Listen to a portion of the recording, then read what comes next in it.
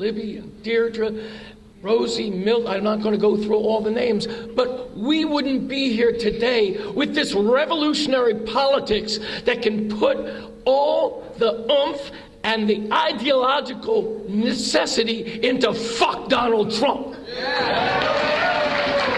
See, because we don't want to just say, not our president.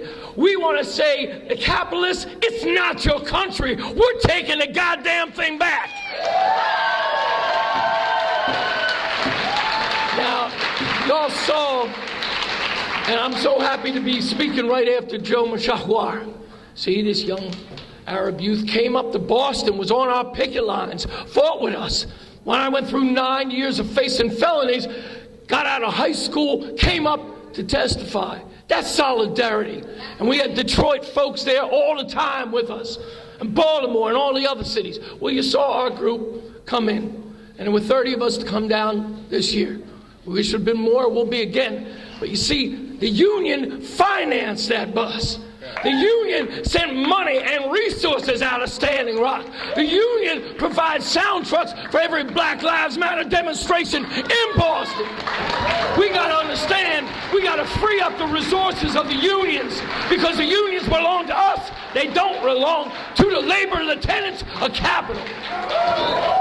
But I'm honored because there would not be a Boston School Bus Drivers Union if it wasn't for Milt Nienberg. He has been our mentor since 1974. And today, even though their mobility is challenged, they are our think tank. They are sharp, and they know how to get the job done. So we believe that this victory and this wonderful pamphlet, put together mostly by our labor fraction. You should know, Party now has a labor fraction that meets regularly, has calls, come on with us, join with us. It's how we do what we do. There's a nice picture of Milton Rosie at the end of it if you didn't get this book. But our 25-month battle that we took down one of the largest corporations on the planet, Veolia, Transdev, and brought them to their knees. We couldn't have done it without Milton. So I'm sorry I went a little bit longer. I haven't been speaking for a while, and I'm speaking again. All right, so this is Milt's words. Comrades and friends, it's been less than 72 hours since the electoral process ended. What a hoax and despicable display of over a year and a half of debate that has revealed the undemocratic practices of the world to the world working class. Now Trump has manipulated the electoral process and seized the real estate of the United States for his own personal and political fortunes. Will it be a repeat of any of his other speculative projects, casinos, golf courses, hotels, bankruptcy, sell-off, abandon? The capitalist infrastructure is crumbling. There's a $20 billion debt on the property. Congress is in gridlock and capitalism is at a dead end, as Comrade Fred Goldstein has explained. The rate of profit has declined over the last decade since the 2008 crash. A disenfranchised white middle class has brought him to power and is in disarray. To solve the crisis, Trump has unleashed a frenzy of racial hatred, misogyny, and law and order. Trump will use the disenfranchised middle class as a battering ram against our multinational sisters and brothers, immigrants, and the black movement fighting against oppression and for the right of self-determination.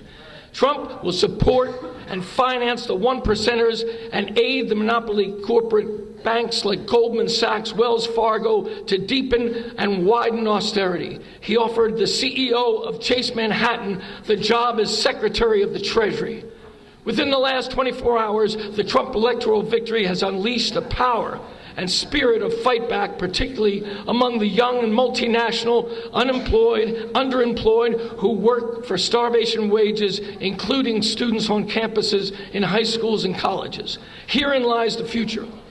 Building solidarity among our sisters and brothers who are fighting for liberation, self-determination, led by Black Lives Matter, the women's movement, the LGBTQ movement. The use of state repression emboldened the Trumpism demands fight back and devising new ways to defend the movement. A study of Marxism will confirm that our future lies in the fight for socialism. We encourage young comrades and friends new to the labor movement to join the labor workshop and discuss these strategies, experiences, and ideas to help lead the party to face this new challenge on the road to socialism. We're called Workers' World Party for a reason, folks.